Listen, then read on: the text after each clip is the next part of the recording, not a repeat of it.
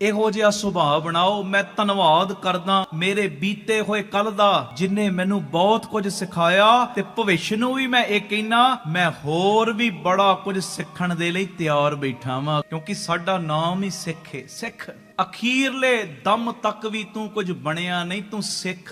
ਸਿੱਖ ਡਟ ਡਟ ਕੇ ਸਿੱਖ, ਛੋਟੇ ਤੋਂ ਛੋਟੇ ਕੋਲੋਂ ਸਿੱਖ, ਵੱਡੇ ਤੋਂ ਵੱਡੇ ਕੋਲੋਂ ਸਿੱਖ, ਨਿੱਕੀ ਜੀ ਕੀੜੀ ਕੋਲੋਂ ਸਿੱਖ, ਘਰ ਦੇ ਬੂਹੇ ਤੇ ਜਿਹੜਾ ਮੰਗਤਾ ਆ ਗਿਆ ਉਹਦੇ ਕੋਲੋਂ ਸਿੱਖ। ਤੇਰਾ ਨਾਮ ਹੀ ਸਿੱਖ ਹੈ। ਇਹ ਗਿਆਨੀ ਸੰਤ ਸਿੰਘ ਮਸਕੀਨ ਕਹਿੰਦੇ ਜਿਹੜਾ ਕਹਿੰਦਾ ਨਾ ਮੈਂ ਸਿੱਖ ਗਿਆ, ਕਹਿੰਦੇ ਸਭ ਤੋਂ ਵੱਡਾ ਦੁਨੀਆ ਦਾ ਝੂਠਾ ਬੰਦਾ ਹੀ ਉਹ ਹੈ ਜਿਹੜਾ ਕਹਿੰਦਾ ਮੈਂ ਸਭ ਕੁਝ ਸਿੱਖ ਗਿਆ, ਮੈਨੂੰ ਤੇ ਸਾਰੀ ਨੌਲੇਜ ਹੈ, ਮੈਨੂੰ ਤੇ ਸਭ ਕੁਝ ਪਤਾ ਹੈ।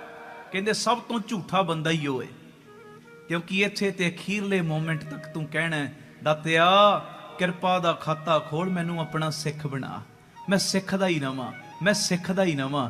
ਆਖੋ ਧੰਨ ਗੁਰੂ ਰਾਮਦਾਸ ਜੀ, ਧੰਨ ਗੁਰੂ ਰਾਮਦਾਸ ਜੀ।